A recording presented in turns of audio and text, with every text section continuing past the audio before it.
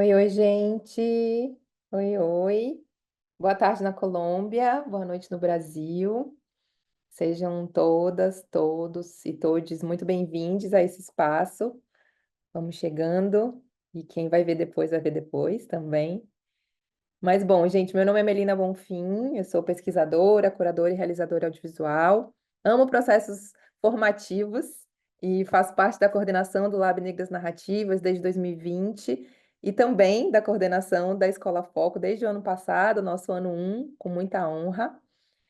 Vou aproveitar e já vou falar em espanhol também, rapidinho, mas a gente tem a Larissa aqui já traduzindo. Muy buenas tardes, sejam todos bem-vindos a esse espaço. Buenas tardes em Colômbia e buenas noches em Brasil.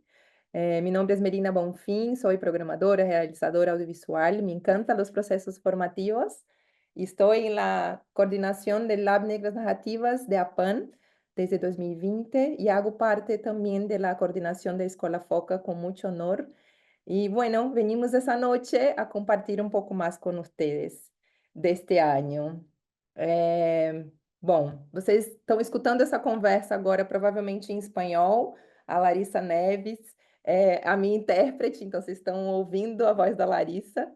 É, e, e ao fim dessa conversa, a gente vai disponibilizar esse mesmo conteúdo, tanto no YouTube da APAN quanto da IAMO, em português, tá bom? Bom, a gente queria agradecer a presença de todos, todas, todes, e né, promover esse lançamento da Escola Foco, que é essa escola de produção audiovisual binacional para reparação histórica, desenvolvida pela Mãos Visíveis e pela PAN, e que esse ano, com muita honra, está junto também da IAMO. Nessa tarde e noite, a gente vai compartilhar com vocês os detalhes das inscrições que estão abertas até o dia 5, gente, não deixa de se inscrever. E a gente também vai poder conversar com Valdecir Nascimento, mais uma vez, muitas honras. Ia ser um abre-alas, né, para esse novo processo de formação que vai acontecer nos próximos 2 meses, né? Então, eu vou agora apresentar um pouquinho para vocês que não conhecem, principalmente vocês da Colômbia, né, essas 3 grandes referências do Brasil que impulsionam o desenvolvimento dos espaços mais equitativos dentro do audiovisual. Então, primeiro, nossa presidenta, Tatiana Carvalho, que é cineasta, professora, pesquisadora de cinema negro contemporâneo no Brasil, membro do FICINE, Fórum Itinerante de Cinema Negro, e atual presidente da APAN. A gente está aqui também com a Viviane Ferreira, que muitos conhecem, e como vocês sabem, é diretora e roteirista, dirigiu e roteirizou diversos videoclipes, curtas-metragens, entre eles os curtas Mumbi Sete Cenas, por Burkina, de 2010, Um Dia de Jerusa, co-dirigiu o longa Pessoas, Contar para Viver, assina a direção e roteiro dos longas Um Dia com Jerusa, de 2020, Ó Pai Ó, 2, de 2023, e do documentário imersivo Afrolatinas, 30 anos em movimentos, de 2024. É presidente do Instituto Audiovisual Mulheres de Odum, onde dirige o Programa de Residência Artística Audiovisual IAMO. É sócia fundadora da Odum Filmes, foi diretora-presidente da SPCine entre 21 e 23, foi presidente da APAN, Associação dos Profissionais do Audiovisual Negro, entre 2016 e 2021. Presidente do Comitê de Seleção do Filme Representante do Brasil no Oscar em 2021 e diretora artística do Encontros Osmo Bubu de Cinema Negro Brasil, África, Caribe e Outras Diásporas 2019-2020. E, finalmente, a nossa convidada, Valdecir Nascimento, historiadora da UFBA, mestre em Educação e Contemporaneidade pela Universidade do Estado da Bahia, UNEB, ativista do Movimento de Mulheres Negras, coordenadora executiva do ODARA, Instituto de Mulher Negra, da Articulação de Organizações de Mulheres Negras Brasileiras, AMNB, coordenadora do Brasil na Rede de Mulheres Afro-Latina-Americanas, Afro-Caribenhas e de la Diáspora, e compõe também a Secretaria Executiva do Fórum Permanente pela Igualdade Racial, FOPIR. Apenas, né, gente? É tudo muito. Ter Tatiana Carvalho Costa, Viviane e Valdecir nessa mesma sala para poder compartilhar aqui com a gente. Bom, então é movido por essa alegria da partilha entre Brasil e Colômbia, que a gente se reencontra aqui na segunda edição da Escola Foco, produção audiovisual para reparação histórica, que esse ano traz, diferente do ano passado, a possibilidade de 40 realizadores negros, 20 do Brasil, 20 da Colômbia e afro-indígenas também, que criam, respiram cinema, mexem nas frestras, como quem procura uma saída, um respiro. Teremos nessa edição uma trilha comum de formação, que a gente já vai contar mais para vocês. E depois dessa trilha comum, a gente vai ter um momento onde elas se dividem em 4 trilhas: uma de roteiro e direção, uma de curadoria, uma de produção executiva e uma última de gestão de políticas audiovisuais. Então, com foco na reparação histórica e na valorização das narrativas afro-latinas, a Foco 2 busca expandir as vozes e representações negras do cinema, desafiando estereótipos e promovendo uma liderança cultural fortalecida em ambos os países. Para abrir a roda, né, a gente convida agora a Tatiana Carvalho, nossa presidenta, para falar um pouco dessa ação estratégica, Tati, entre, né, Brasil e Colômbia aí nesse segundo ano. Chegue mais. Boa noite, gente. Obrigadíssima, Mel, mais uma vez aí levando adiante a Foco, né, junto com várias outras iniciativas da APAN, e agradeço demais a todo mundo que está aqui, né, fazendo essa conversa possível. Reitero aqui esse sentimento de uma honra gigantesca de ter Valdeci Nascimento conosco, e também uma honra imensa de ter Vivi e o IAMO, a IAMO, né, o Instituto com a gente, assim, porque são laços que reforçam o que a APAN se propõe a ser, né, assim, desde o início, o Vivi sabe muito bem disso, e a gente aqui levando adiante, né, com esse propósito. E quero celebrar aqui, na verdade, mais do que dizer o que vai acontecer na Foco, quer dizer, além de dizer o que vai acontecer na Foco, chamar o pessoal que ainda não conhece a Escola Binacional para fazer parte, e contar um pouco como que vai ser esse ano, acho importante a gente celebrar esse segundo ano de parceria com a Manos Visíveis, essa instituição que a gente admira muito e com a qual a gente aprende demais também. E essa parceria, a PAN, IAMO e Manos Visíveis, ela é um desdobramento no tempo, neste tempo agora, assim, dessa aproximação entre dois países, né, Colômbia e Brasil. A gente vive um momento super importante, né, no Brasil, desde 2023, de retomada dos processos democráticos e das aproximações com a América Latina, né, Brasil se entendendo cada vez mais a América Latina, com os outros países da América Latina, sobretudo os outros países de imensa população afrodiaspórica, como a Colômbia. E também fazendo pontes com todo o sul global, entendendo também o continente africano. Mas quero me deter aqui muito rapidamente também, para não tomar o tempo, porque quero muito ouvir Valdeci e Vivi também. Mas eu acho que a Foco, ela reverbera, condensa e desdobra na especificidade do audiovisual esse clima mais amplo que diz dessa aproximação dos dois países nesse momento, assim, na cooperação cultural, né? O Brasil foi o país homenageado na Feira Literária da Colômbia, o presidente Lula teve lá, esse reconhecimento desse olhar do Brasil para a Colômbia e vice-versa, sobretudo nessas alianças das populações é, negras, né, dos dois países, entendendo que somos os dois países de maior população negra do lado de cá, né?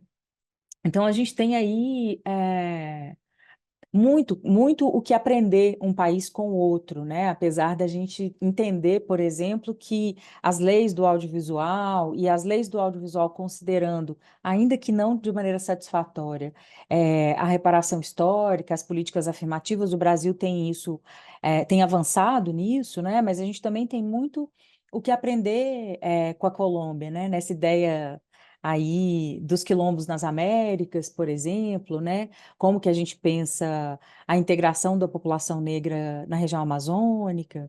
Enfim, várias questões que eu acho que atravessam muito essa formação da Foco, entendendo como a gente também se pensa a partir do audiovisual, no sentido não só de representação, né, da nossa presença nas telas, também não só da maneira como a gente conta as histórias e quem conta essas histórias, né, pensando a representatividade, mas também pensando as nossas poéticas afrolatinas, né, pensando essa dimensão estética profundamente ligada às questões éticas. Então, eu acho que a Foco é algo que a gente tem muito orgulho de levar adiante nesse segundo ano, entendendo essa responsabilidade, né, imensa, que é fazer parte dessas alianças, objetivas e subjetivas entre esses dois países e para toda a América Latina. Muito obrigada, Tati. Que bom te ouvir, querida. Bom, acho que para complementar um pouquinho para a gente, Vivi, com muita honra, são muitas honras mesmo. Vivi, que já esteve conosco no ano passado na formação como convidada, um dia super bonito, era um sábado, me lembro como ontem, todos saíram chorando naturalmente do nosso encontro. Esteve com a gente na Escola Foco ano passado como convidada, e esse ano se junta a Yamo na realização da Foco, na diretoria, seguindo os passos e alianças já iniciadas por Rodrigo Antônio, também lá atrás, né, Vi, no último ano. Vem com a gente contar um pouquinho, por favor, meu bem. Mel, grata pela apresentação sempre afetuosa e carinhosa. É realmente um prazer estar em uma sala com pessoas que podemos dizer que são nossas, né? Então, posso dizer que literalmente estou em casa, estou em família, e essa é uma sensação muito. Retratar um pouquinho, Mel, assim, da, da, da nossa trajetória e pensar, né, e dividir com a turma o porquê a Escola Foco ela é uma ação concreta, profundamente estratégica pro atual contexto das disputas narrativas na América Latina, vive perspectiva do Brasil um processo de fortalecimento dos movimentos de audiovisuais negros, né, na última uma década aproximadamente.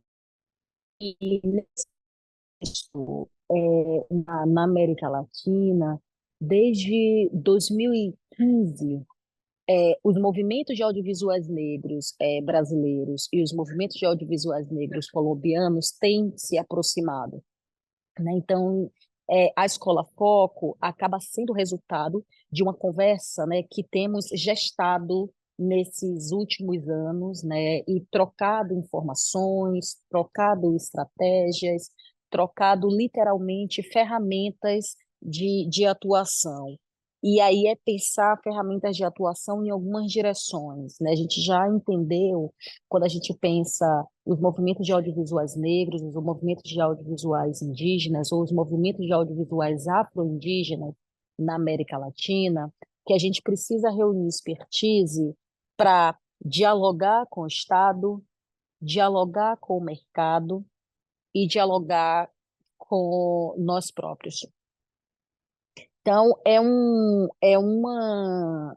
a gente tem precisado cotidianamente desenvolver aí uma habilidade cotidiana tripartite mesmo para conseguir conduzir e fortalecer esse movimento. E falo disso para jogar luz a essa possibilidade feliz que a gente tem de reunir três organizações, né, que atuam no ecossistema dos movimentos de audiovisuais negros na América Latina, que se juntam para fortalecer e potencializar uma ação como a Foco. A Manos Visíveis, de um lado, tem uma atuação fortíssima de mobilização das populações afro-indígenas na Colômbia, né, nutrindo um diálogo e um trabalho de advocacy profundo ali na direção do Estado e do mercado para garantia de políticas de ações afirmativas, para garantia de oportunidades para a população afro-colombiana, né, afro-indígena colombiana. Do lado de cá, a gente tem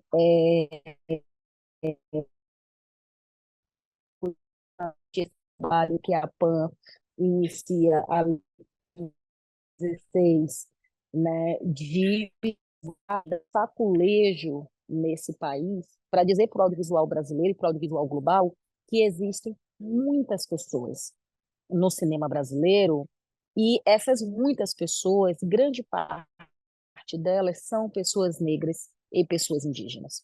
E aí, com isso, a PAN tem desenvolvido um papel de liderança pré processo de políticas de ações afirmativas no setor audiovisual no Brasil. Não só reproduzindo é, experiências bem-sucedidas nesse quando a gente olha para os Estados Unidos ou para a Índia, mas como formulando propostas de política de ações afirmativas e, assim, fortalecendo políticas públicas nesse campo, né? Tipo, garantindo que parte de seus membros, inclusive, possam migrar e assumir cadeiras na administração pública para conseguir implementar essas políticas e provar que é possível. Afinal de contas, o Estado ele é feito e ele é gerido por pessoas, né? Tô falando de tudo isso, e aí a gente já amarra quando eu penso no que é que o Instituto Audiovisual Mulheres de Odum contribui e soma nesse processo. O Instituto tem se dedicado a um processo de fortalecimento de trajetórias de artistas do audiovisual e suas obras. Nossa, Vivi, mas que coisa elitizada em pensar em artista. Somos artistas, sim, né? Tipo, existe uma importância em torno das produções artísticas que é a de estabelecer experimentações e inovações nas linguagens para que a gente consiga construir novos imaginários, para que a gente consiga construir novos mundos. Já é uma conversa batida que esse mundo que a gente vive e que as imagens que esse mundo que a gente vive não nos representa e não nos faz bem, não nos produz saúde, né? E aí, o questionamento que o IAMO tem feito e onde o IAMO tem se proposto a contribuir no ecossistema dos movimentos de audiovisuais negros, como é que a gente constrói, como é que a gente produz, como é que a gente inova, como é que a gente experimenta essas imagens para um outro mundo, para um mundo futuro, para um mundo saudável, né? Para o mundo que a gente tem construído aí na nossa utopia. E nesse sentido, o IAMO vem para contribuir com essa cerejinha do bolo, exatamente porque a Foco ela é uma iniciativa binacional que não vai olhar para um ou outro aspecto do fortalecimento do nosso movimento, né? Tipo, a Foco está interessada em ajudar na construção e no desenvolvimento do olhar de novos diretores e roteiristas, porque é de onde parte as histórias e as imagens para o próximo mundo. A gente está interessado em dialogar com produtores e produtoras executivas, porque a gente precisa saber qual é o nosso jeito de gerir os processos, né? Como é que a gente distribui os recursos? Onde a gente vai buscar esses recursos? A gente vai lidar com os recursos naturais de um jeito extrativista, como um cinema hegemônico lida? Como é que a gente pensa uma produção executiva, né, associada a uma ideia de sustentabilidade e conectada com a saúde não só dos humanos, mas de todo o planeta, né, de todo o ecossistema, de toda a biodiversidade. É dessa produção executiva que a Foco se interessa em falar. A gente vai olhar para a curadoria, para a programação, para a crítica, porque ofertar ao mundo novos pensamentos significa que a gente precisa ter estratégia para distribuir, difundir, divulgar esses pensamentos. Então, no contexto do audiovisual, assim, tipo, quem são os corpos, né? Tipo, as figuras e as mentes que se dedicam a esse trabalho, né? São os nossos curadores, curadoras, programadores e programadoras. Então, é importante que a gente, né, fortaleça esse braço também. E, por fim, mas não menos importante, a gente pensa na dimensão da gestão, né, da gestão de política e processos audiovisuais, porque, afinal de contas, as instituições, elas serão sempre geridas por pessoas. Então, vai chegar um dia, eu já fui presidenta da APAM, Rodrigo foi presidente da APAM. A Tati está presidenta da APAM. Quem será o próximo presidente ou próxima presidenta da APAM? Eu já fui presidenta da SPCine. A Liara está presidenta da SPCine. Quem irá ocupar a presidência da SPCine depois que Liara sair dali? A Joelma Gonzaga está secretária do audiovisual. Rodrigo Antônio, ex-presidente da APAM, está diretor da SAV, né? Eu estou no comitê gestor do Fundo Setorial do Audiovisual nesse momento. A Tati está também no Conselho Superior de Cinema. E assim eu vou falando de corpos que ocupa um sistema de governança das políticas audiovisuais no país, né? A gente vai pensar em Jaqueline Souza, que estava a executiva da Amazon, né? A Aline Lorena está a executiva da Netflix. Quando esses corpos negros, né, se movimentarem nesse tabuleiro, quais são os outros, quais são os novos, né? Tipo, como a gente prepara, né, os nossos e as nossas para esse desafio que é ocupar os espaços, mas ocupar os espaços com consistência, ocupar os espaços alinhado e conectado a um projeto de fato coletivo, né? Tipo, e não estar nesses espaços de maneira isolada, de maneira fragilizada, acreditando que o nosso acesso é único e exclusivamente pela beleza dos nossos olhos, né? Tipo, entendendo a serviço do que a gente acessa esses espaços, senta e levanta dessas cadeiras. Então, acho que a nossa conversa na trilha de gestão é, sobretudo, como a gente se prepara para sentar nessas cadeiras e como a gente se prepara para levantar dessas cadeiras sem deixá-las vazias. Então, acho que a Foco ela é uma ação estratégica e uma ação ambiciosa, porque a gente está falando em como construir caminhos que a gente ainda nem conhece exatamente quais são, para garantia não só do nosso acesso e permanência, mas garantia do nosso acesso e permanência com consistência, saúde e felicidade coletiva. Sabe que eu sou uma otimista patológica, eu ainda acredito no ideal de felicidade. Pode ser uma utopia, mas gosto de correr atrás dela. É isso.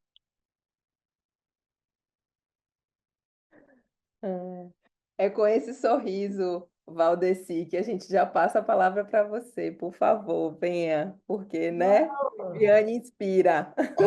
é uma maravilha ouvir Vivi concluir com essa ideia do eu ainda acredito, né? Em fé, sou otimista. Eu acho que corre na mesma corrente sanguínea, Vivi, porque otimismo não me falta. Eu sou a pessoa mais otimista, acho que de todo o processo de luta em que eu convivo, eu tenho certeza que vai dar tudo certo.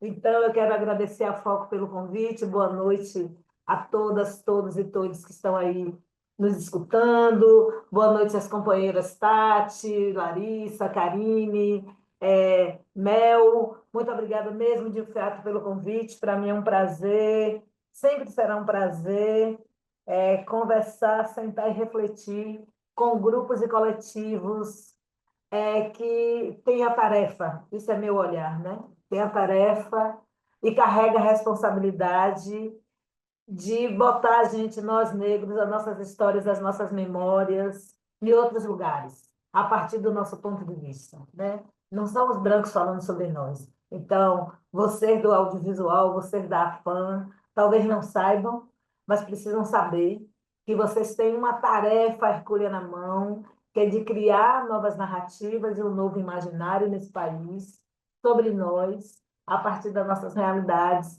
porque até agora os brancos só fuderam com a cabeça do povo brasileiro sobre nós.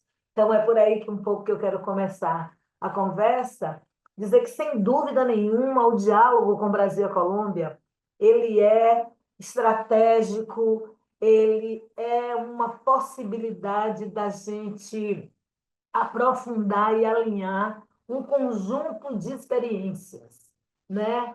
Quando Tati falava, né, e quando o Mel falou, é troca com quilombolas e palenqueiros, qual é a diferença, qual é a experiência histórica, o que é que eles nos ensinam, o que é que a gente pode aprender, como que a cultura palenqueira é fortíssima, é maravilhosa, e o que é que a nossa cultura quilombola apreende, e como que o audiovisual lê isso, traz para a gente, para que a gente possa conhecer, e mais do que conhecer, beber numa fonte riquíssima, que é a experiência das populações negras na Colômbia, sejam elas que estão em Bogotá, sejam elas que estão nos diversos territórios, principalmente as que estão nos territórios do Caribe colombiano, que tem aí uma contribuição artística, poética, tem um papel na manutenção da cultura afro, né, da cultura negra, muito fortíssimo e que tem muito a nos ensinar.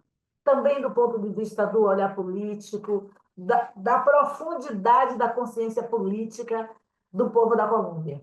Entende? Eu não acho que França chega como vice-presidente na França chega à vice-presidência da Colômbia como fruto da consciência política e racial que aquele povo da Colômbia tem e da crença e da fé de que é possível ter uma mulher negra vice-presidente. Então, nós precisamos aprender. Por que nós precisamos aprender? Porque no Brasil a gente não tem essa consciência. Quem fala disso é o movimento. Não é a população em geral que tem essa consciência. E aí o audiovisual tem a tarefa de ensinar o Brasil como é que faz isso, a partir do olhar dos negros. Então, isso é político. Não a partir do branco contar para a gente quem é França. Como é que a gente conta como foi que França chegou à vice-presidência? Para que a gente aprenda com isso e a gente construa essa possibilidade. Outro aspecto que eu acho assim, muito importante, que Vivi traz e que a Foco tem a tarefa de reverberar, é a perspectiva de se o Brasil conseguiu, e queria confessar para vocês do audiovisual, vocês do audiovisual não conseguiram nada que não fosse resultado da luta do movimento negro. Se o movimento negro não, e o movimento de mulheres negras particularmente, não questionasse a ausência de negros nos meios de comunicação, não questionasse a presença dos negros no cinema, na televisão, não só como artistas, mas também como produtores, diretores, idealizadores, vocês não chegariam aí. Então, hoje nós temos o prazer e a felicidade de viver vocês, jovens de cada canto do Brasil, escola de cinema com um monte de menino preto, edital para produtores, edital para um conjunto de profissionais na área do audiovisual. Mas não esqueçam que isso é fruto da luta do movimento negro. Nós não podemos esquecer o papel que Luiz Orlando teve nesse país, na hora que ele falou para a gente que existia um cinema negro em África e que nós precisávamos acessar e participar dos festivais de cinema negro, porque nós precisávamos aprender com a África o que era e como fazia essas coisas. Entende? Então, nós temos aí uma luta que é anterior, que não começa agora, mas que agora vocês precisam cumprir a tarefa.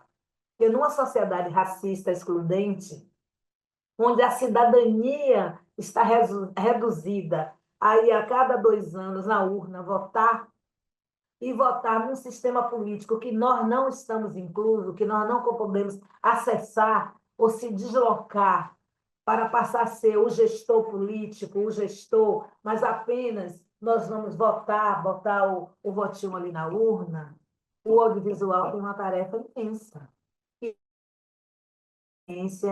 Inclusive produzir narrativas que implodam a narrativa sobre nós existente, que essa narrativa racista, essa narrativa que a gente não tem capacidade, que a gente não tem condição.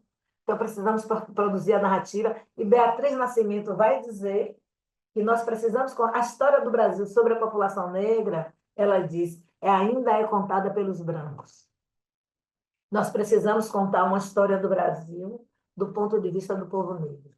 E audiovisual não é nada mais, nada menos do que uma ferramenta estratégica para produzir narrativas e imaginar, que o tempo agora pede imaginação. Qual é o mundo que nós queremos viver e de que forma nós queremos existir? Isso é tarefa dos diversos segmentos. Cada segmento da sociedade, nós estamos vivendo um caos mundial. A bola globo vai implodir porque nós estamos vivendo na barbárie. E como é que eu posso dizer que nós estamos vivendo na barbárie, gente? Nós estamos vivendo um genocídio praticado por Israel sobre o povo palestino, que ele diz em nome do direito de defesa, e todo mundo reforça o direito de defesa de Israel, e um direito de defesa que é um genocídio contra os palestinos, e não só contra os palestinos. E ele vai puxar a Segunda Guerra Mundial a partir desse lugar e dessa perspectiva da necessidade de acabar com o povo palestino, porque é isso que passa na cabeça de Israel. E isso é racismo, porque o povo palestino é um povo não branco.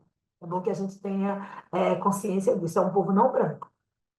E essa lógica de acirramento da guerra de Israel, que vai avançando, Israel vai avançando por Irã, vai avançando por Iraque, com o argumento que Irã, Iraque, Líbano, Síria, todos eles apoiam os terroristas, em nome disso, você vai fazendo uma guerra que o pano de fundo dessa guerra é o racismo. O que estrutura essa guerra? Claro, quem apoia a guerra está investindo no armamento, é o capital, é a sociedade capitalista. Nós não temos dúvida nenhuma que o papel dos Estados Unidos, o papel da França, da Inglaterra, continua sendo um papel de colonizadores que estão interessados em vender armas de guerra, que estão interessados em ocupar os novos territórios que poderão ser liberados para que Israel redivida com todos eles. Não tem ninguém inocente no barato.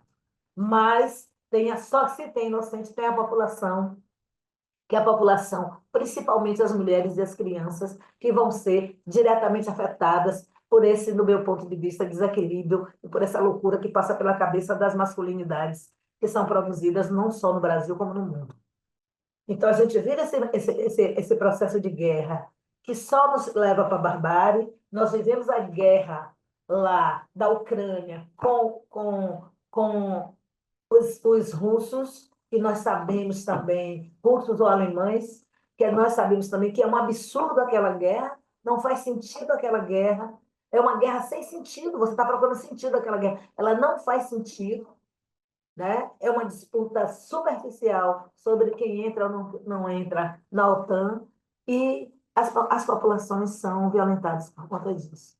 E a guerra do Brasil é uma guerra que tem uma outra natureza, mas nós estamos em guerra.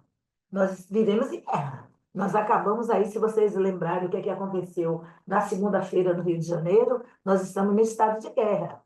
E a narrativa ela é violenta, porque a polícia descobriu e ela faz uma incidência numa comunidade no horário que as pessoas têm que sair para trabalhar. Pelo amor de Deus, se você está fazendo uma polícia especializada, técnica, que identificou, procure um horário mais apropriado para você fazer isso. Não é que você vai avisar a comunidade, mas um horário mais apropriado. E as pessoas vão morrendo e ninguém questiona isso. E ninguém questiona isso. Sem contar que, na medida que avança a violência no Brasil, avança sobre um grupo específico. Os brancos não morrem no Brasil, só de morte morrida. Branco não morre no Brasil de morte matada. Só se um branco matar outro branco. Né? Só se um branco matar um outro branco. Quem encabeça o narcotráfico no Brasil são brancos. Aí a gente vai olhando todos os privilégios que eles têm nesse cenário, da mesma forma que são eles que definem a justiça. E aí, nossa narrativa vai ser qual? Como é que a nossa narrativa leva em consideração isso que Vivi falou, que é se manter numa alta de esperança, numa alta de aposta, que nós podemos viver um outro mundo, que não seja esse mundo, e um mundo onde as condições, a equidade de raça, a equidade de gênero, onde mulheres negras não sejam assassinadas todos os dias pelo feminicídio, mas que mulheres negras também, no momento de luto, cuidando do corpo do seu filho que foi assassinado irregularmente pela polícia, ela não seja agredida, nem seu filho também, seu outro filho seja preso. Que narrativa a gente vai contar sobre isso?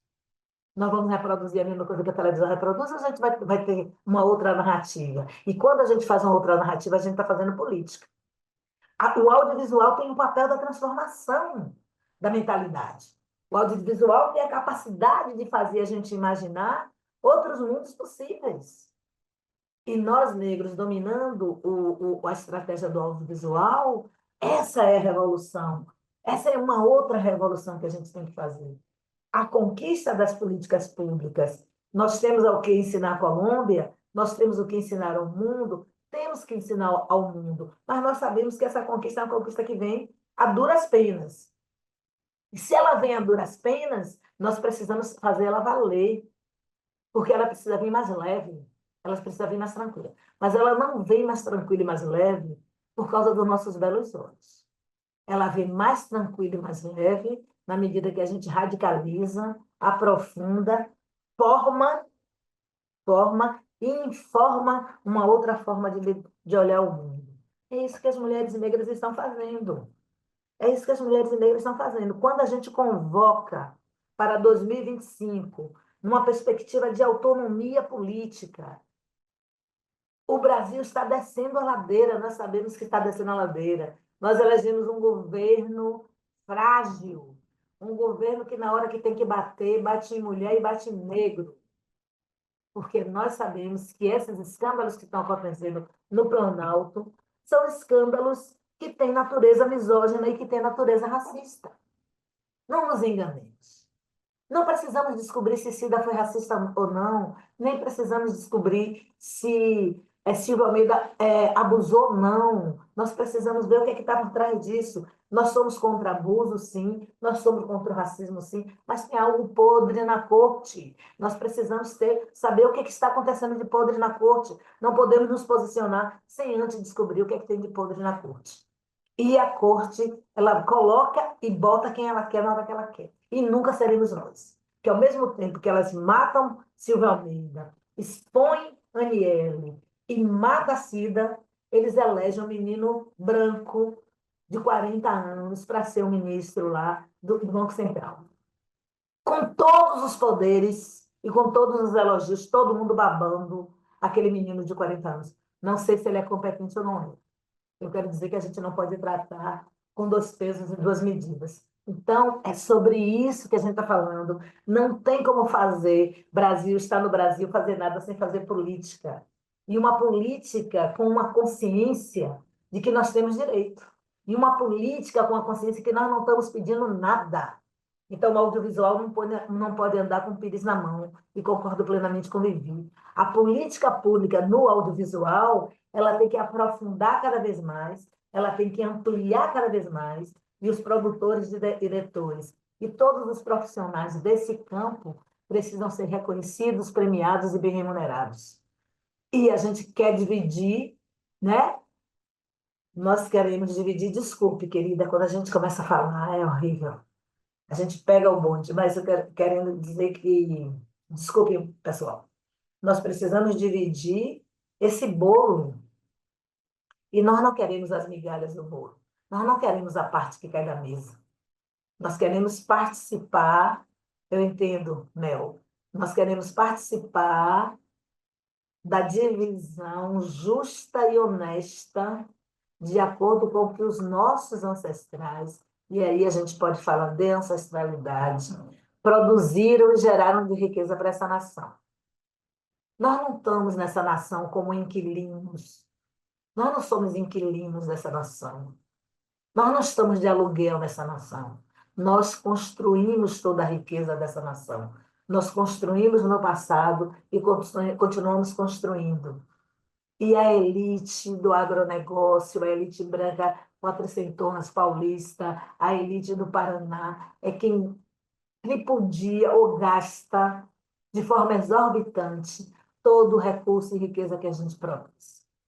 É bom que a gente tenha conta disso. E é por isso que a Escola Foco tem uma importância fundamental e nós precisamos discutir Brasil e Colômbia, o que é que nos une, para que a gente possa alinhar, porque a nossa luta tem que ser transnacional.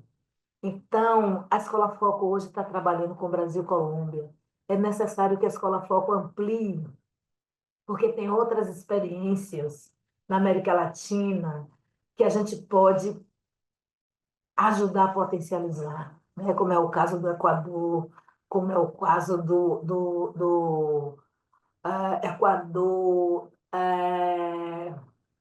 Costa Rica, como é o caso de Equador, Costa Rica, Panamá, como é o caso de Uruguai, nosso vizinho aqui, Uruguai, nosso vizinho aqui. Quer dizer, é preciso que a gente amplie cada vez mais com os irmãos e irmãs, para que a gente possa pensar uma escola transnacional com a capacidade de gerar esse público, para que no futuro nós tenhamos prêmios próprios nossos, que a gente faça festivais de cinemas negros nossos, com prêmios que, em vez de um jabuti, sejam baobá, prêmios que, além de ser jabuti, baobá, possa ser Beatriz Nascimento, Abdias do Nascimento, ou grandes lideranças e pessoas históricas desses países dos quais eu estou falando.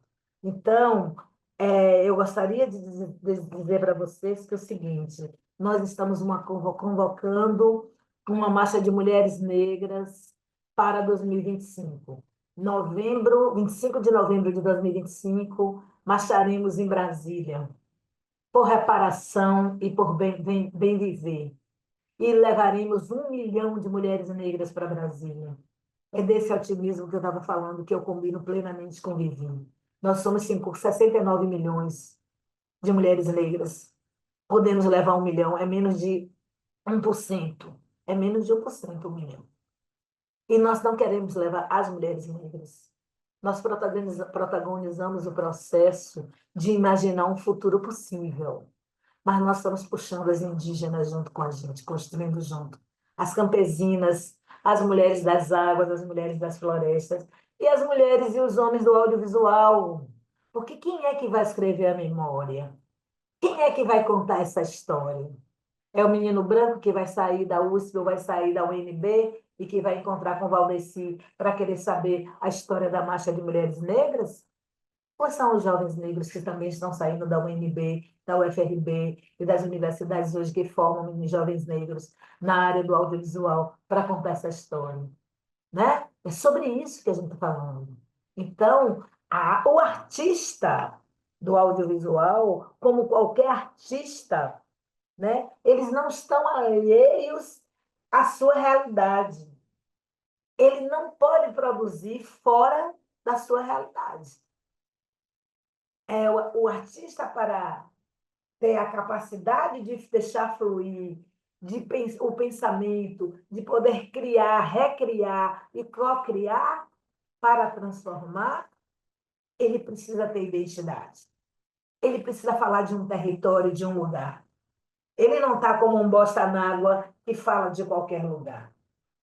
Porque ninguém fala de qualquer lugar. Todo mundo fala de um lugar. Pode nem dar o nome, mas está falando de um lugar. Quando o Cacá Diegues produziu o filme dele, ele falava de um lugar. Quando os grandes de cinema, que eu não sei o nome de todo mundo, não me lembro, mas o que eu quero dizer, eles falam de algum lugar, só a gente prestar atenção. Né? O ódio sobre o Nordeste, ele é produto de uma narrativa construída negativa sobre os nordestinos, sem eles nem conhecerem os nordestinos. Então, a ideia daquele cachorro magro, daquele homem magro, feio, sem dente, daquela criança barriguda, daquela mulher com um pano na cabeça arrastando chinelo, perpetua-se até hoje no imaginário da sociedade brasileira. E quem vai desconstruir essa imagem? Quem vai desconstruir essa ideia? Então, eu queria convidar vocês, Mel, eu não sei quanto tempo eu estou falando, mas eu queria convidar vocês para a gente pensar, para a gente inventar. Sabe por quê? O mundo foi inventado. E quando eles inventaram o mundo, eles tiraram a gente. Então, vamos inventar um mundo com a gente dentro. E o audiovisual é um parceiro estratégico importante, né? Para imaginar esse mundo, para que as nossas crianças negras, para que as nossas meninas e meninos negros possam ter um outro imaginário sobre o que é a nossa ancestralidade. Nós temos pérolas nas mãos. Vamos pegar essas pérolas e vamos difundi-las entre o nosso povo, para o nosso povo se amar mais, se gostar mais, ter mais certezas do que somos, ter mais certeza da importância que nós temos para o mundo. Quando a Foco investe em formar diretores, essa é uma estratégia de longo prazo, porque precisamos ter diretores formados cotidianamente. E hoje eu posso estar contando a minha história aqui, a minha experiência, trazendo a minha experiência da luta. Daqui a 10 anos pode que está aqui contando a história dela. E Mel não vai contar a história dela para esses mesmos que estão fazendo audiovisual hoje. Certamente ela contará a história para outros diretores, para outros produtores negros que não conhecem ainda como foi que foi chegar até aqui. Como foi? Quais passos vocês deram? Vivi, Tati, com como eu falo assim, a iniciativa da PAN, a ideia idealizadora da PAN, quer dizer, tem história para contar. Que cinema era esse? Que Brasil era esse? Qual era a escassez? E o que é que nós temos? Então, pensar a curto, médio e longo prazo é fundante, porque o mundo está mudando. O mundo está mudando, as calotas polares estão descongelando, e o mar está aumentando, e o mato está queimando. Que mundo será esse futuro? A gente não vai olhar para falar sobre isso? Nós não vamos inventar. Temos que inventar o mundo que queremos, não podemos ficar fora. Então, é isso que eu quero dizer para vocês. Vocês precisam não só marchar com a gente do 25, o Brasil todo está mobilizado, parte da América Latina e do Caribe já estão mobilizados. Eu acabei de chegar da África do Sul, estava num encontro global para dizer as mulheres negras brasileiras vão marchar. Venha marchar com a gente, porque nós não estamos falando só de nós. Nós estamos falando de uma transatlanticidade, porque nós viemos de lá do continente, e a nossa luta ela é transatlântica. Ela não é uma luta que para a barra no contorno do que é o Brasil. E é isso, a gente inicia com a foco nesse diálogo fino e importante com a Colômbia. Nós precisamos saber mais da Colômbia de mais tempos atrás, né? Como que a Colômbia lida com a questão da ancestralidade, como juntar nossas lógicas religiosas e trocar junto. Eu conheço pessoas na Colômbia como Aura Dália, como Aldes, que são pessoas que têm um respeito profundo à questão da forma como o Brasil lida com a religiosidade. Eu conheço pessoas na Argentina que têm um grande respeito. Então, como que a gente se encontra, se conecta, se reconecta e compartilha para fazer a transformação da humanidade? Vou ser bem pretensiosa agora para encerrar minha fala, para dizer o mundo precisa do Brasil. E o Brasil precisa do mundo, com a diferença. A gente leva 114 milhões, que são as pessoas descendentes de africanas, que reinventaram, ou que estão tentando reinventar esse país. E o audiovisual não pode estar fora. Então, venha com a gente, que a gente vai fazer o mundo que a gente deseja.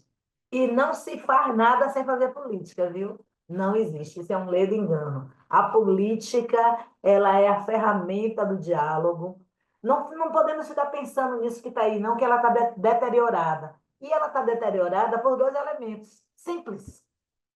Não tinha mulher negra, não tinha homem negro lá para fazer a política. Não tinha mulher indígena, não tinha homem indígena lá para fazer a política. Essa política pobre é a política de branco. É a política branca. É como os brancos sabem fazer política. Não responsabilize a gente, não, que nós não tivemos nenhum direito a opinar sobre essa merda que está aí.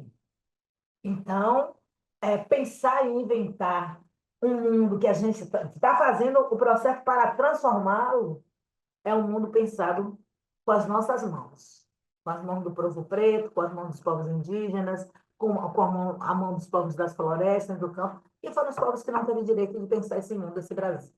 Obrigada, continuo insistindo aqui, muito obrigada por, não sei se falei 40 minutos, falei, desculpe aí, mas obrigada, e estou aqui se vocês quiserem perguntar, se vocês quiserem um ponto mais estratégico, nós acabamos de sair das eleições, né? Estamos na mão dos Estados Unidos, que eu acho um absurdo a gente depender da eleição nos Estados Unidos, né? Se Trump ou Kamala ganha, é óbvio que eu estou torcendo para que Kamala ganhe. Isso não significa que seja suficiente para o que a gente quer, mas é um espaço, um tempo mais favorável, pelo menos energeticamente, pelo menos a concepção dela mais incluir, mais includente. É óbvio que nós não queremos um racista, um pregador de ódio, um homem que aposta nas armas. Nós não queremos. A Colômbia precisa caminhar para ter uma presidente negra, como nós também precisamos caminhar para ter uma presidente negra, porque nós precisamos transformar o mundo em nossas mãos. São mãos que transformam, nossos corpos são corpos que se transformam. Essa é a mensagem que eu tenho para dar para vocês essa noite. E sigamos na luta, como vivi, cheia de otimismo, até o final do cabelo. E quero vocês todas de câmera na mão, filmando essa marcha e trazendo outras reflexões e contradições para que a gente possa. O mundo é feito de contradições, os desafios estão postos, mas superaremos todos se estivermos juntos e conscientes que tem um pedaço do bolo aí grande que é nosso. Boa noite.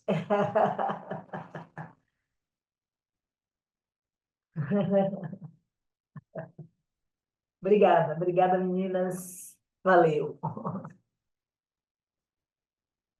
Nossa, a gente que agradece, Valdeci, que incrível. E você falou uma coisa que é o fato concreto, né, de nossas vidas, assim, nada do que a gente é hoje, ainda que a gente não seja tanto quanto gostaríamos, né, nada do que a gente é hoje é possível sem a luta, sem a presença, não só na história, mas no nosso presente, né? De vocês, assim, e de todo o histórico de mulheres negras que pavimentaram aí, não só o chão, mas os imaginários, né? Para a gente poder atuar do modo como a gente atua. É, se der tempo, eu queria te ouvir mais um pouquinho. Mel, pode? Pode, Mel. É, é porque, assim, você falou muito em Beatriz Nascimento, né? A gente, ano passado, no FIAMB, do qual participaram pessoas ligadas à Escola Foco na primeira turma, as pessoas tiveram, o tema foi transatlanticidade, a gente recebeu lá a filha de Beatriz Nascimento, né, a Beatriz Nascimento Foundation, para justamente pensar isso. Alex Hatz esteve lá falando de todo esse pensamento, assim. E tem uma coisa na Beatriz que particularmente me interessa muito, assim, que é uma ideia que ela traz de correção da nacionalidade. O modo como essa atuação aquilombada, mas a partir dessa perspectiva também feminista negra, nos ajuda a repensar a própria ideia de nação, né? A própria ideia de pertencimento a territórios, a fronteiras geográficas e aos sentidos de comunidade. Aí, eu queria te ouvir um pouco mais sobre isso, mas também pensando na dimensão econômica, assim, nesse sentido da reparação histórica. Como que você pensa, assim, essas lutas entrelaçadas, né? Os sentidos, da nossa existência no audiovisual, mas também o que nos atravessa a partir das lutas das mulheres negras, para essa... E aí, pergunto também, porque a gente tem pessoas da Colômbia aqui que talvez, que não sei como que é essa discussão por lá, né? Para a gente pensar nesse momento a urgência sempre presente da reparação histórica nesses sentidos econômicos, de uma definição de nação, etc.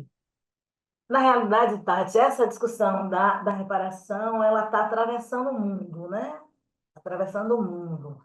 É, a turma da América Central,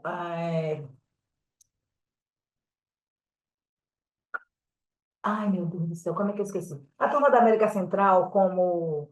ah, ai, gente. Santos Domingo, Porto Rico, porque Porto Rico ainda é colônia dos Estados Unidos, em pleno século XXI. Imagine. Inclusive, um apoiador de Trump disse que só vivia porcos, né? Que era um lixo, que Porto Rico era um lixo. Ontem à noite ele disse isso em Nova York, tá? Para a gente ter a dimensão do que eu estou falando quando eu falo que o mundo está se desintegrando e o ódio, quando ele vem contra os não brancos o tempo inteiro, como se nós tivéssemos destruído o mundo e não gerado a riqueza do mundo. Então, você tem a República Dominicana, Porto Rico, você tem ali toda aquela área de Equador, El Salvador, Honduras. Aquela turma está discutindo um processo de reparação mais avançado nas Américas, eles são mais avançados. Inclusive, eles têm ali propostas de reparação, a exemplo dos Estados Unidos devolver da independência de Porto Rico, não só a independência, mas os Estados Unidos pagar em dinheiro aquela população, tudo que foi retirado daquela população.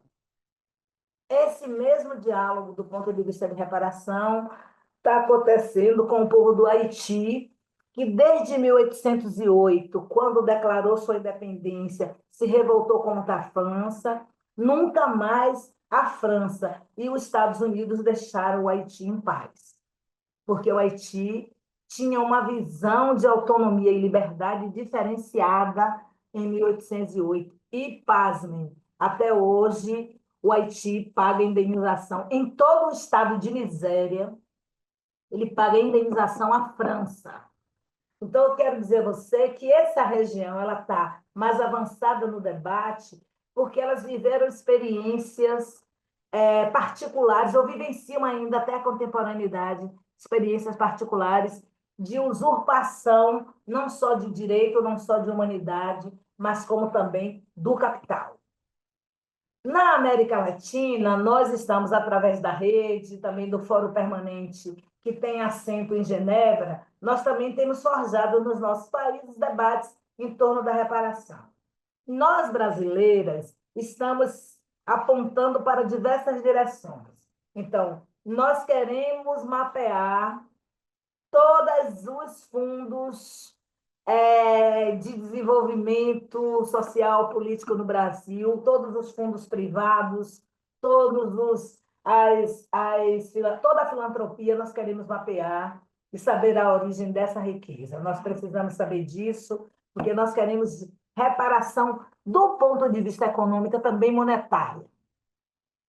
Para além disso, nós queremos devolução de terras, de territórios que foram apropriados pelo agronegócio. O agronegócio nos deve reparação.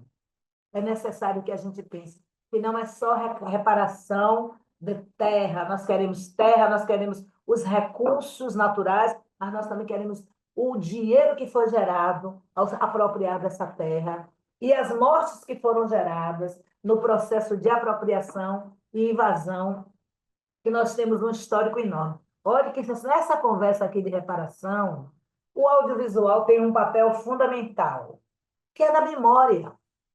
Tem uma memória que precisa ser resgatada. E se o audiovisual no Brasil disser que só vai fazer memória, já está fazendo política. Você entende? Porque eles não querem que a gente reestruture esses caminhos para que, a partir desses caminhos, a gente possa fazer as reivindicações.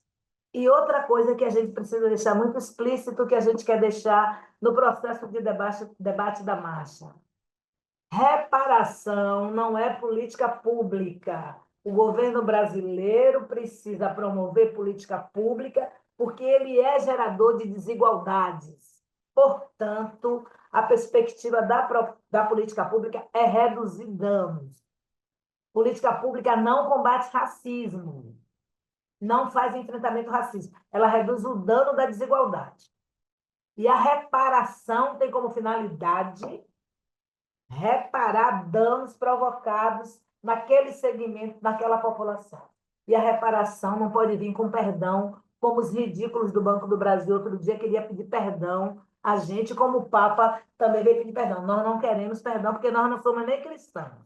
Nós queremos dinheiro no bolso, nós queremos formar fundos, os mais diversos fundos, porque eu também não sou uma pessoa que ainda não está para mim tranquila a ideia de reparação individual.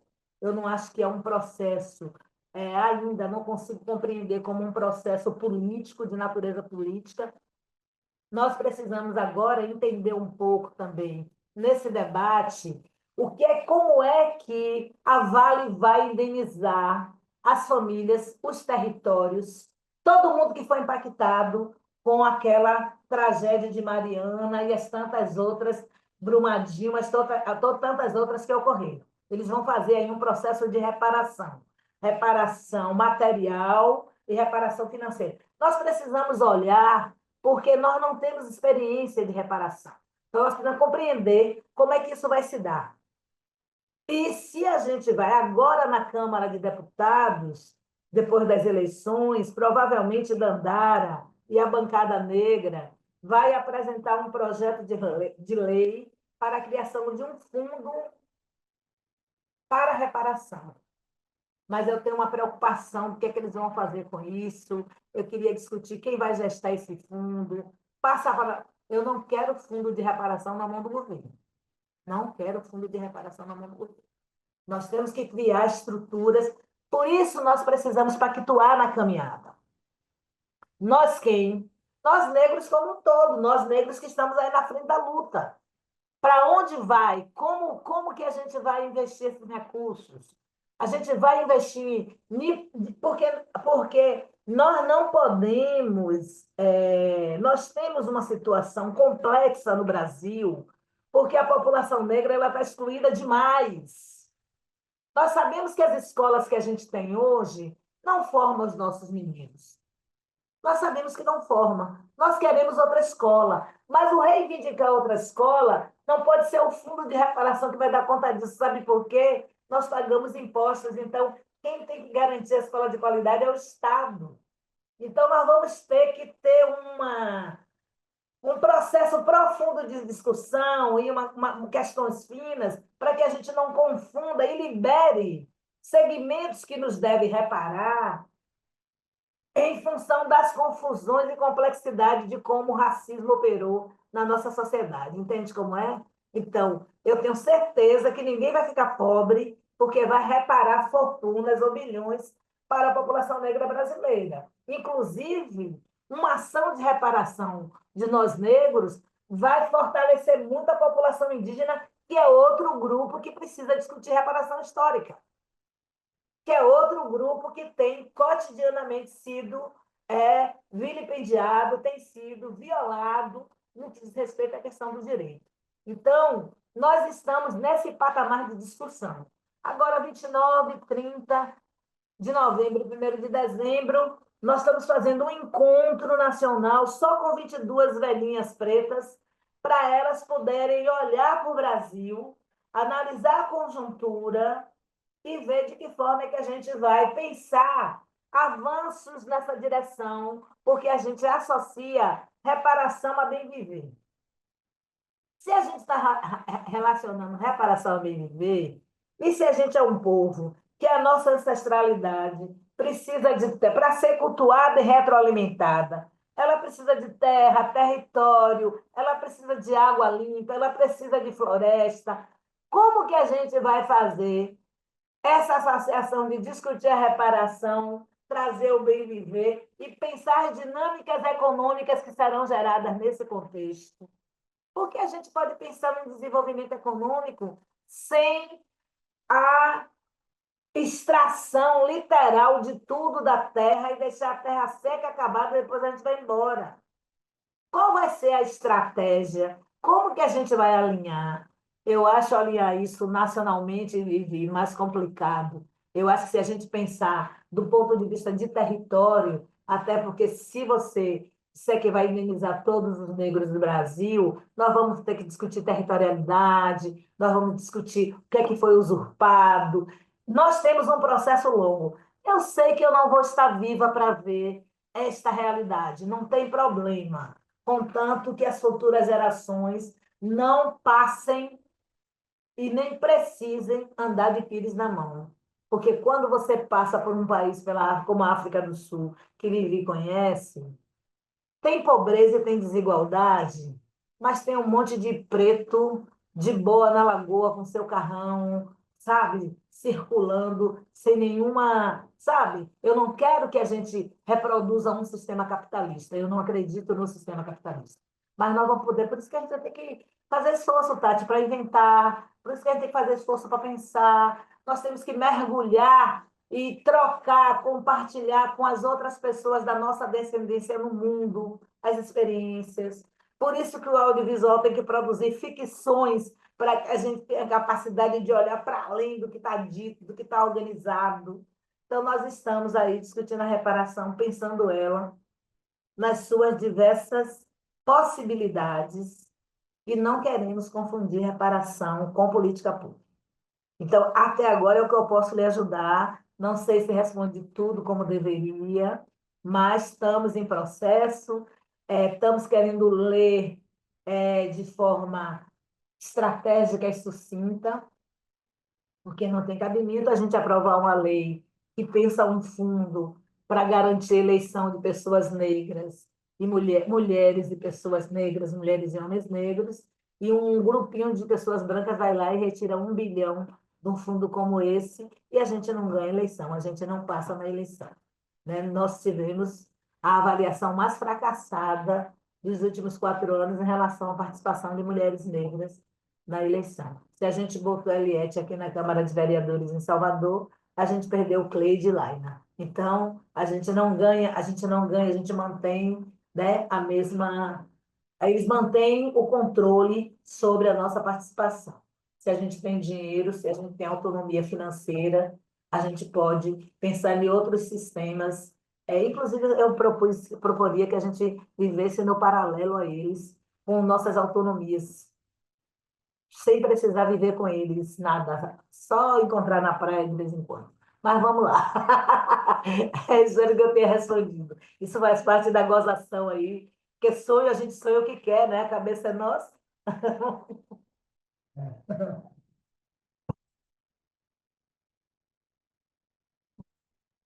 É isso. Demais. Nossa, eu te agradeço muito. Aulas, aulas. Muito obrigada. Me lembrou uma vez que me perguntaram por que no Dia com Jerusa não tinha pessoas brancas. Aí a minha resposta foi: "Ih, eu não percebi. No mundo paralelo que eu vivo, Não tinha como botar não o. tinha como. Como eu não conhecia um, acabou não entrando na narrativa. Eita, sonho. Pois é, né? A cabeça é nossa, né, Vivi? A gente sonha como quiser, né? Então é isso. Exatamente. A ideia é essa, meninas, deixar, porque olha só, quais são os meus conflitos. Se você fala com os brancos que não têm democracia, eles ficam de mal e chateados com vocês, né?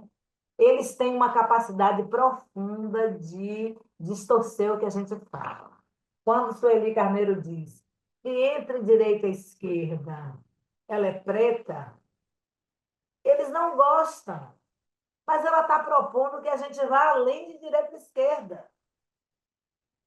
Ela pode até nem ter aprofundado a reflexão, mas eu, quando escutei, e quando eu digo que precisamos inventar outra coisa que não seja esse nome democracia, que democracia não cabe para nós. Primeiro que a democracia, quando ela nasce na Grécia, ela já é excludente, porque ela só era para cidadãos. Vassalos e escravos não podiam participar. Então, ela já nasce, por natureza original, excludente. Aí a gente trouxe e inventou a tal da democracia do lado de cá. Ela permaneceu excludente. Você não pode ter uma população. A gente não decide, gente. A gente só vai na urna. Eles engabelaram a gente. Por isso que a narrativa é importante. Eles construíram uma narrativa que de um povo que viveu na escravidão, que a gente vive em democracia. Mas a gente não vive porque a polícia mata a gente todo dia. A polícia bate em mulher negra.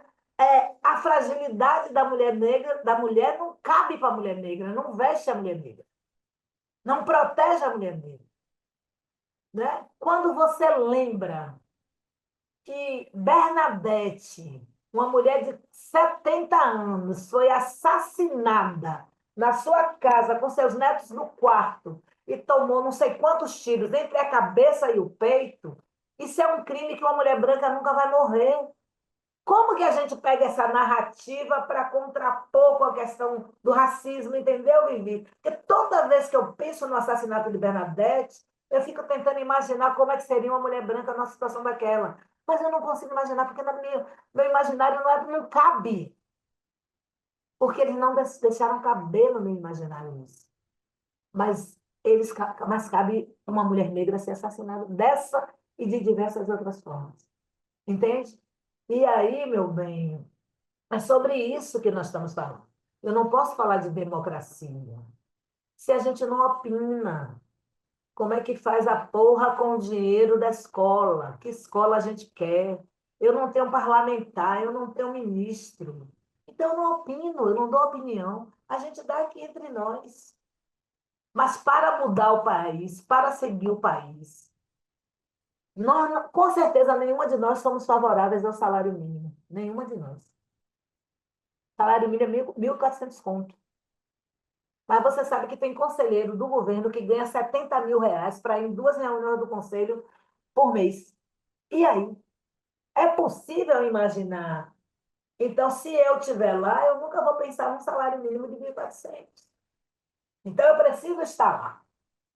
Que a minha insistência vai ser que o salário mínimo precisa ir para outro lado.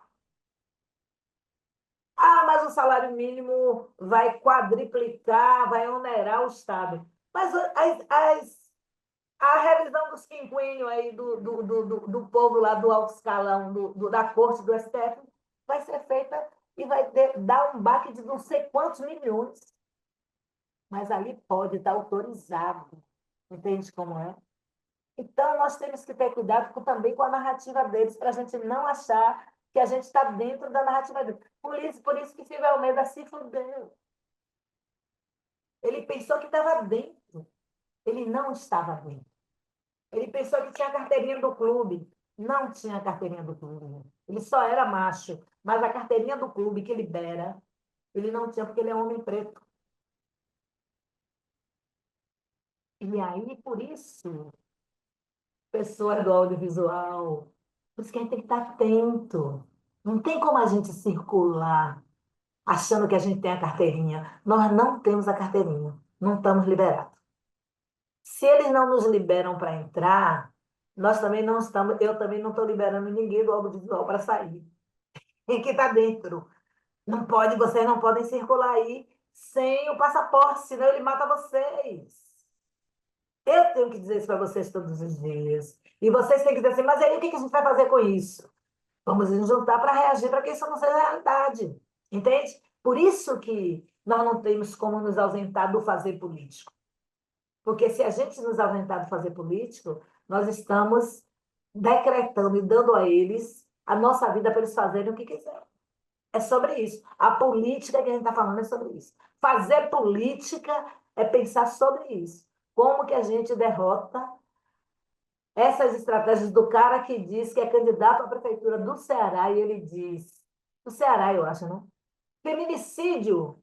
Ah, o que que tem feminicídio? Tantos homens morrem todos os dias. Ele era candidato a prefeito da cidade de Ceará. Entende? Quer dizer, é sobre que mesmo? Que país é esse mesmo? Eu posso dizer que eu não tenho nada a ver com isso? Não pode, nós temos tudo a ver, porque sobra para a gente. Essa é a parte mais fraca, como dizia as velhas da gente. A corda só parte no lado mais fraco. Elas tinham toda a razão. No final da ópera, no governo Lula, que a gente elegeu, a corda está partindo niquelado. lado mais fraco. Onde é que está saindo os escândalos? Do lado mais fraco. E elas sabiam tudo, né? Então, é sobre isso.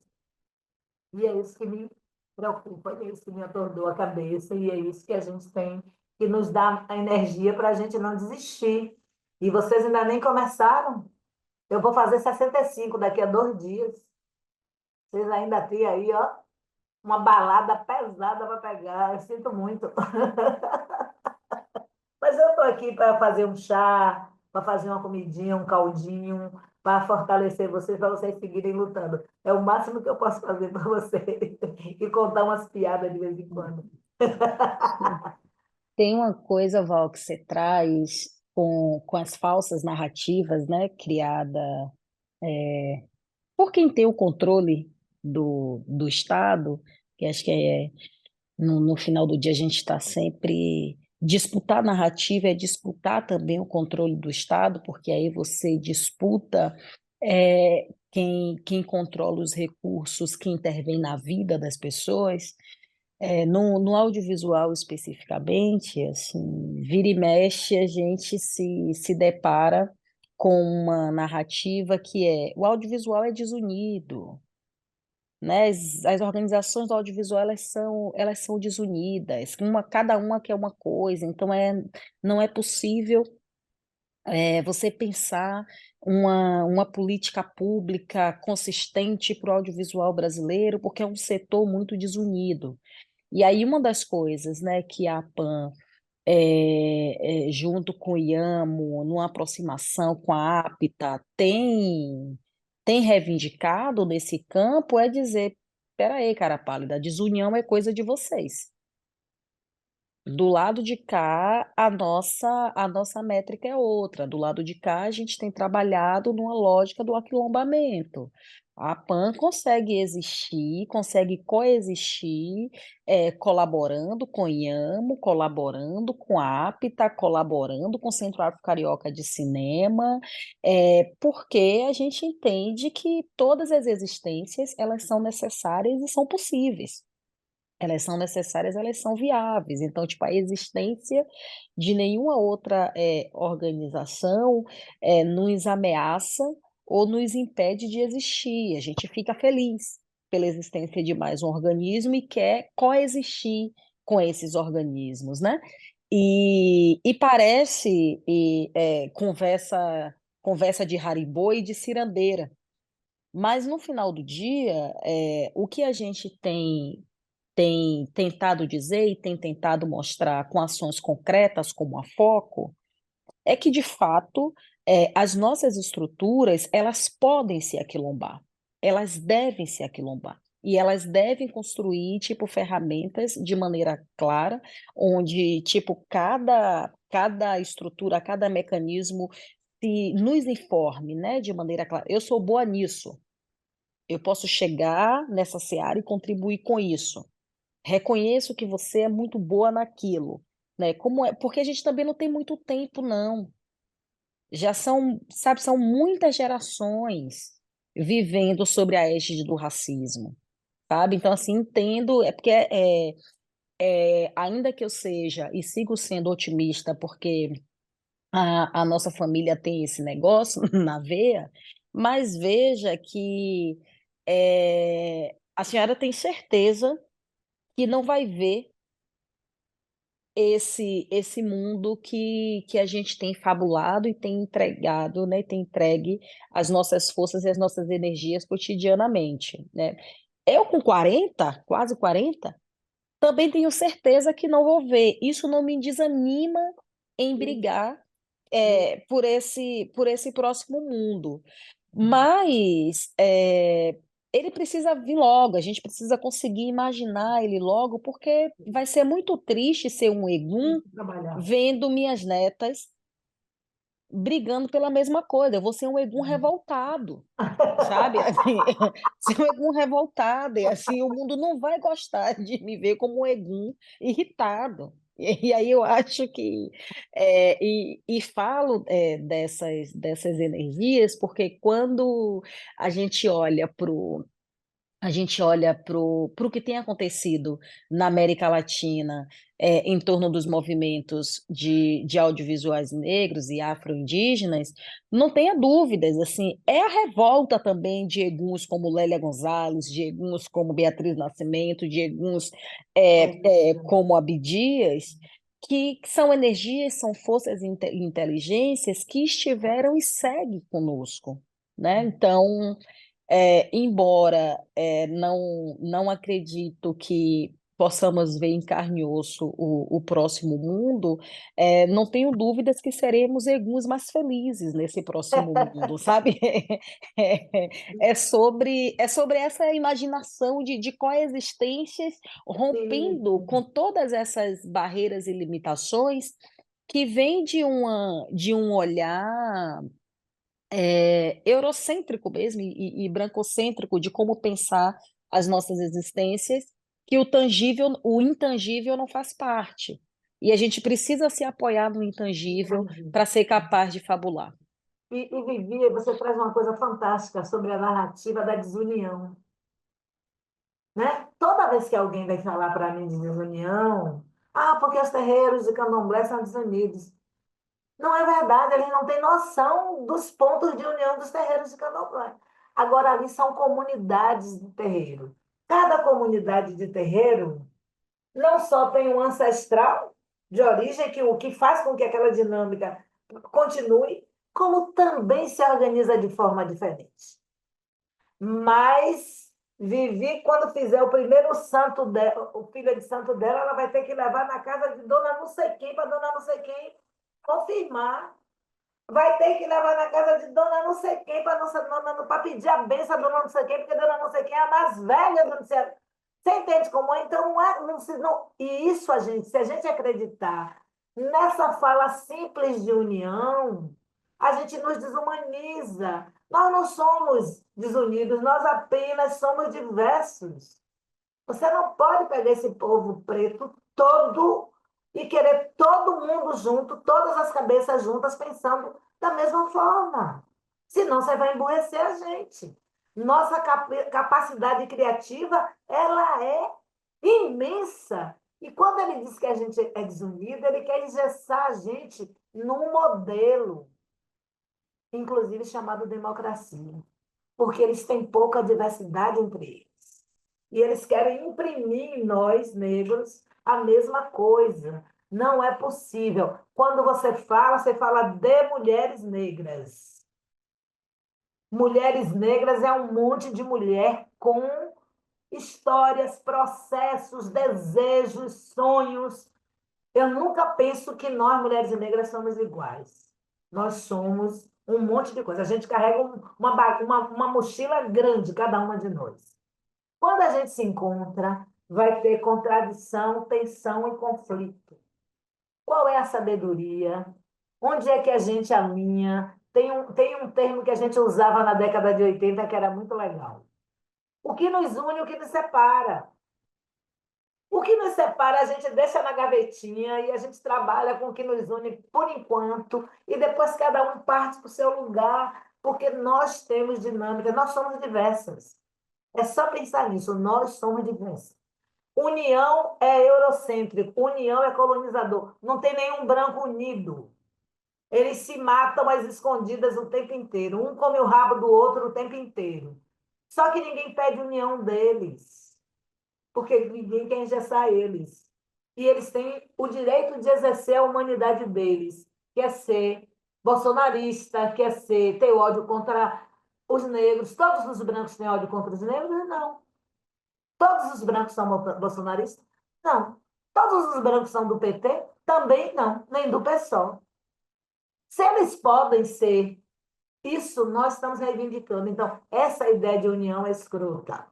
É a mesma coisa de pegar duas pessoas, neguinha que fez o doutorado e diz assim: a população negra não entende porque você é muito intelectual. A pessoa saiu da favela, como é que a gente vira intelectual, caralho? A gente não é doida? A gente vai lá, lê todo mundo, Gramsci, quem você quiser, a gente vai lá ler tudo, aprende tudinho. Mas na hora que a gente está na nossa comunidade, a gente está na nossa comunidade, meu amor. Pare com isso. Essa ideia de dizer que a gente virou branco, que a gente intelectualizou, são narrativas destrutivas, são narrativas separativas. Eu tenho uma filosofia. Ah, vamos dar um prêmio a Valdeci na Câmara de Vereadores pelo trabalho dela em Salvador. Eu não quero. Eu não faço trabalho sozinha, eu só faço trabalho de turma, meu amor. Então, eu não quero prêmio. Ou você dá prêmio para todo mundo, ou não dá para mim sozinha, eu não quero. Eu não caio no engodo dos brancos. Eu estou muito alerta para o que os brancos fazem para nos dividir. Inclusive, esse discurso, Vivi.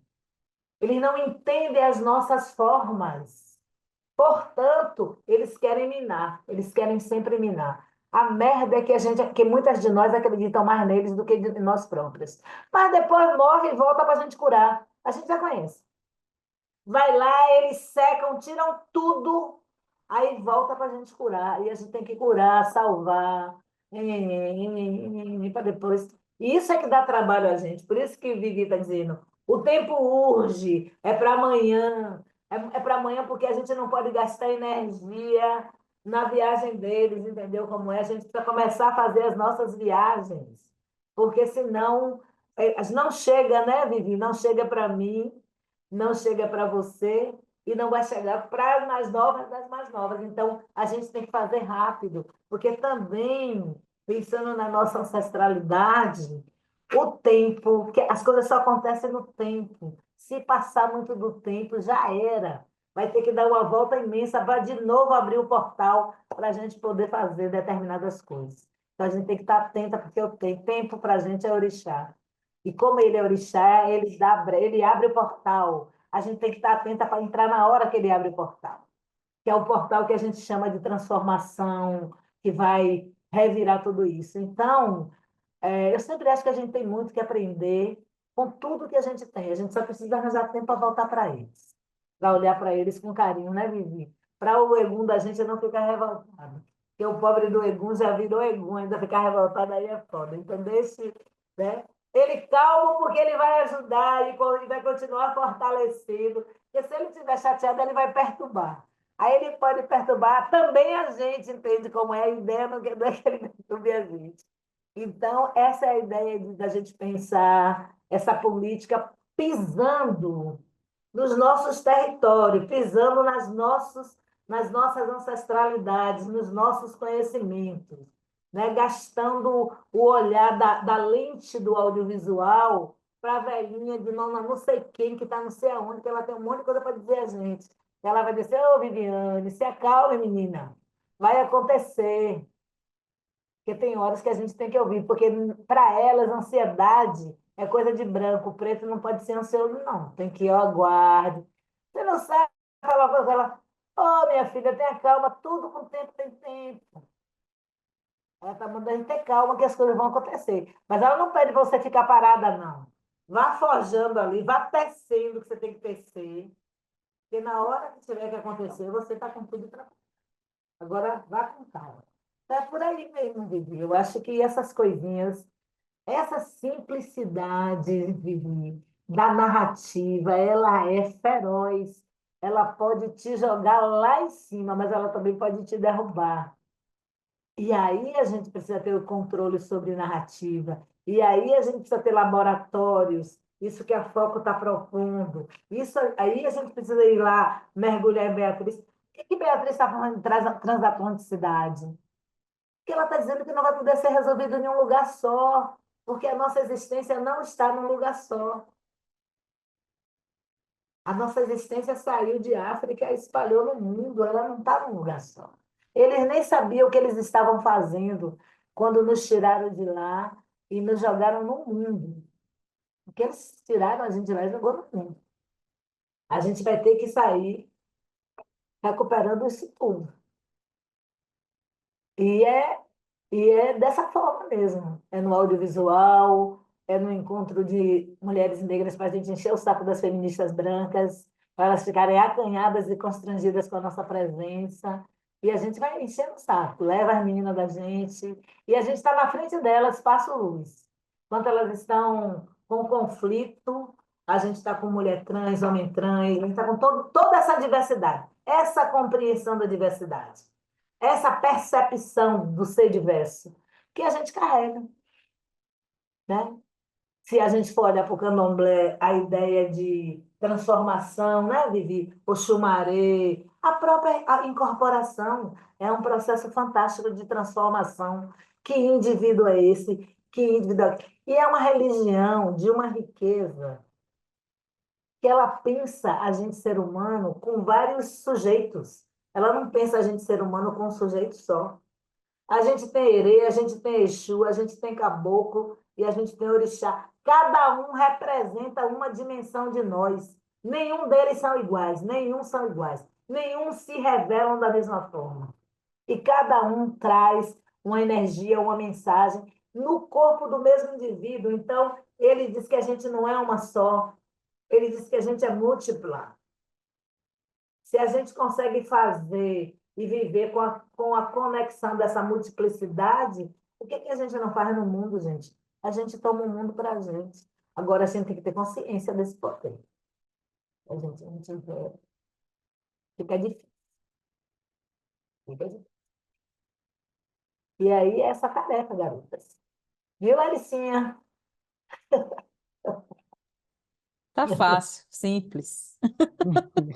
Se a gente complicar, fica mais difícil, né, não, Vivi? É Se a gente demais. complicar, fica É. mais difícil. É simples. A gente tem que fazer o caminho, Tati, da simplicidade, porque eles O, não acreditam na simplicidade. Eu sempre fico o simples é o mais pensando, difícil. eles não acreditam na simplicidade. As coisas estão ali, ó, no pezinho da gente. É só levantar, pegar uma folha e tomar um chá. A gente quer ir na farmácia comprar um remédio da indústria. Toma um chá ali, a azia vai embora, a menstruação desce, tudinho vai. Ou seja, a gente tem que ir pelo caminho da simplicidade. Se complicar demais, nem todo mundo vai compreender, entendeu?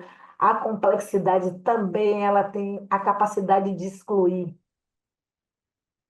como ferramenta de a complexidade como ferramenta de exclusão. É isso. Eu vou pensando, eu fico pensando por aqui, viu, Tati? Eu não sei tudo, não, eu fico pensando. Tentando Dá algumas para coisas, você. inclusive. O que você traz sobre simplicidade lembra para a gente, acho que algo que é muito relevante nesse momento da Foco, que é, primeiro que o tempo é esse tempo, né, gente? Então, assim, as inscrições estão abertas até o dia 5. E a gente precisa, isso, se encontrar, porque são encontros maravilhosos e que transformam a gente, como esse encontro que é escutar Valdeci. Vários outros encontros estão também no radar. E, além disso, a simplicidade dos formulários, de como a gente chegar nos lugares, né? Então, queria contar para vocês que o formulário da Foco também foi pensado com muita simplicidade, porque a gente quer que as pessoas de todas as regiões do Brasil e da Colômbia estejam com a gente, né? Isso. Então, não são só as pessoas das capitais, Medellín, Bogotá, Cali, mas a gente quer as pessoas dos territórios, né? Então, vamos lá, Santa Marta, vamos lá, Santo Tomé, todos, né? Cada um dos territórios cheguem. O formulário é super simples e a gente quer se unir, a gente quer se encontrar, a gente quer as pessoas do Palenque, a gente quer as pessoas quilombolas do Brasil. Porque é isso é ter acesso, isso é a possibilidade da gente de fato se encontrar pelo simples, né? Que são esses encontros, que é o chá, e que é essa riqueza que a gente tem ao se encontrar, assim. Agradecer demais, demais, Valdeci, muito, muito inspiradora. Agradecer. E simples, Mel. Uhum. Assim, E num bate-papo, a gente fala do mundo, circula o mundo, e é dessa forma que a gente tem que trazer nosso povo. Por isso que o cinema, quando a gente assiste o Dia de Jerusa, ela trata das diversas questões de uma sutileza, né? Assim, ela não diz diretamente, ela apresenta que a gente precisa ir para o cinema pensar, a gente não pode ter tudo mastigado, senão fica ruim para você pensar. Mas é da forma simples, que aquela que Jerusa bota a menina do, do, da pesquisa dentro de casa, e quando ela sai feita de santo, né? Qual é o caminho que Jerusa faz com aquela menina? E é de uma forma simples, ela não, né, desenvolve nenhuma teoria. É só a simplicidade do viver aqui e agora. E ela vai contando a história dela, ela só ia responder um questionário do IBGE.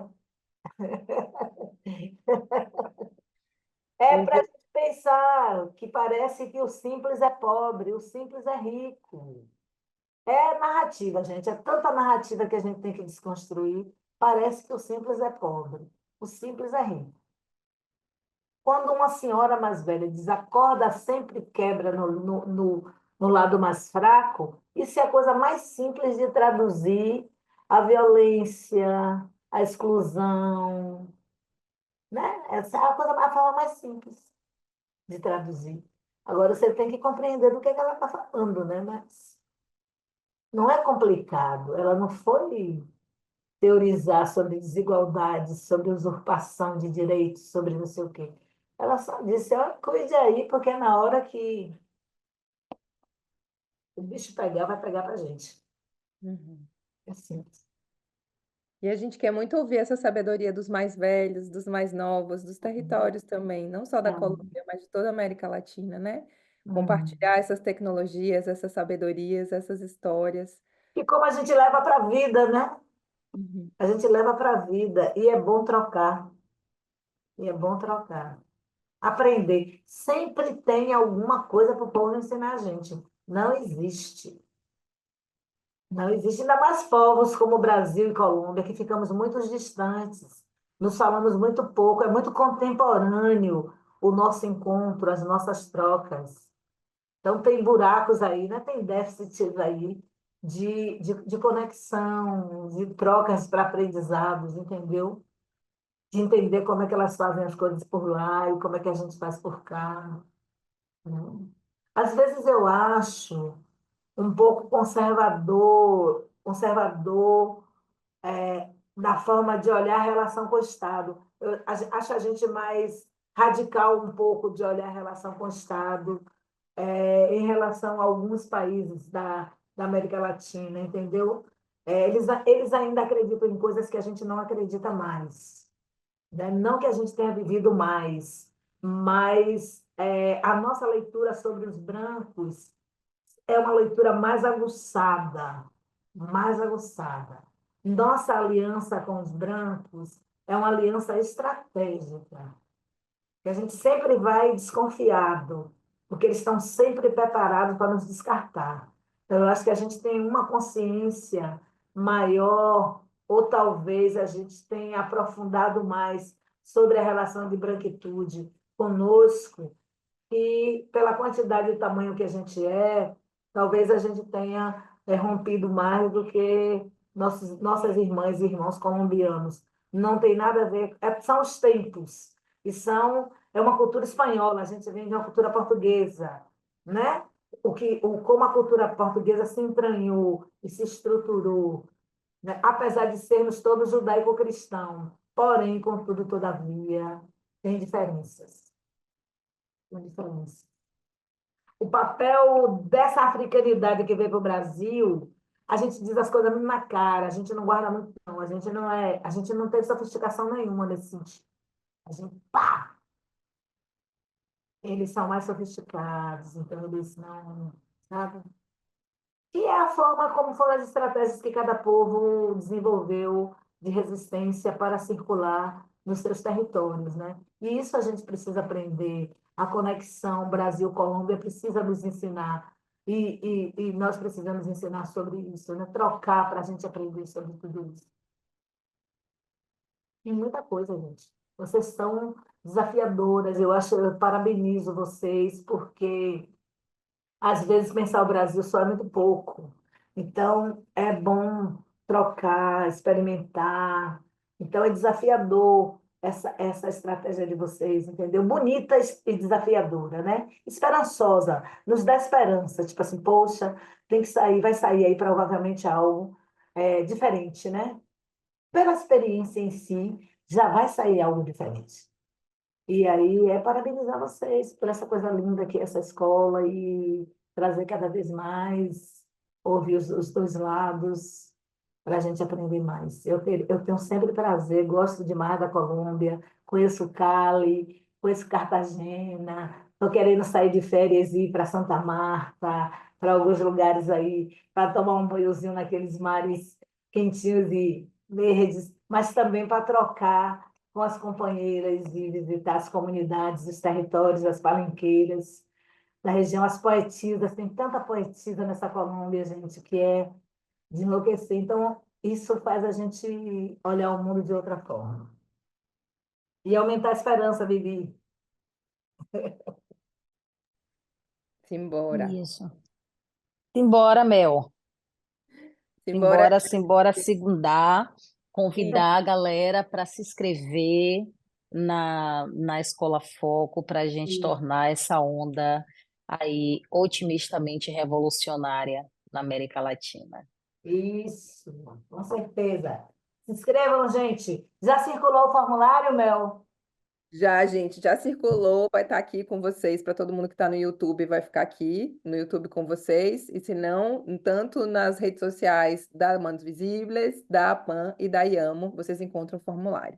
Tá bom? A gente Vou fazer uma agradece. proposta, Mel, para vocês. Nós temos uma escola de formação política chamada Beatriz Nascimento, e talvez a gente pensasse aí num futuro aí, qualquer tempo, claro que 2024 já terminou, para a gente fazer umas trocas, umas avaliações, porque escola virtual, ela precisa de metodologias dinâmicas, de garantir que o público entre e vá até o final. Então, nós já estamos tentando desenvolver e pensar como é que isso faz lá no Adara. Talvez a gente pudesse fazer um encontro de 2, 3 escolas virtuais para a gente poder refletir sobre como é que a gente melhora, como é que a gente fortalece, porque essa é uma ferramenta estratégica.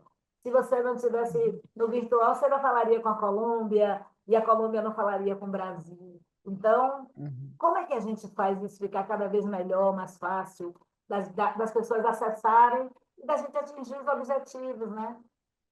Muito isso. Perfeito, perfeito, Val. Vamos fazer sim. Na Uhum. verdade, isso é um sonho que já foi sonhado ali com Nayara no passado, na primeira edição da Escola Foco. E você veio aqui para arrematar. Vamos fazer isso sim. Vamos trocar nossas tecnologias, nossas experiências. Uhum. E bom, Dividir as inscrições, né, com a galera da Escola Beatriz, que Ah, acho que a Escola Beatriz tem um olhar muito forte para as estratégias de comunicação, e a gente não pode perder de vista, né, que o audiovisual e a comunicação andam ali muito ligadinho, muito casadinho. Então, é possível que tenha uma turma da comunicação ali em torno da Escola Beatriz que pode se interessar pelas dinâmicas de uhum. formação, sobretudo quando a gente olha ali para as trilhas específicas aqui da Escola Foco. Ótimo. vamos juntas. 2025. Simbora, gente. Agradecer muito, muito, muito a todas vocês que estão aqui, a Tati, a Vivi, a Valdeci, Karina, Larissa, que deu um gás aí para conseguir traduzir a todas nós enquanto a gente Uhum. para ou bebe uma aguinha. É a Larissa que está falando. Muito obrigada, Larissa, viu, por estar aqui com a gente, transmitindo todas essas mensagens que a gente está aqui trocando. Agradecer muitíssimo a todos vocês que nos acompanham nesse momento simbólico, histórico, né? Da abertura da Escola Foco ano 2. Agradecer também a todos que estão aqui nos bastidores, gente, tanto no Brasil quanto na Colômbia, porque a gente anda de bonde, como, né, bem disse aqui Valdeci. Então, a gente tem aqui esse encontro só é possível porque a gente tem Yuri na técnica, a gente tem, né, Karina Paz, Maurício Moraes, a Darwin, toda a equipe da comunicação, Milena. Na Colômbia, a gente tem Manuel, Deise, a Paula Morales, que estava aqui com a gente, a Camila Prado, e a grande, grande Paula, presidente da Manos Visíveis, que não está aqui com a gente em presença, mas sem dúvida está aqui com a gente. E adoraria estar nessa conversa. Muito obrigada. Não se esqueçam de escrever, gente, por favor. Qualquer dúvida, podem mandar e-mail para cultura@manosvisíveis.org, quem for da Colômbia, e do Brasil, escolafoco@pan.com.br, que a gente está respondendo todas as dúvidas cotidianamente. Tá bom? E simbora. Até dia 5, gente. Perde não, vamos ficar juntinho, tá? Um beijo. Beijo. Desculpe, Larissa. Muito Beijos, obrigada, beijos. Vem, gente. Ô, gente. Vivi,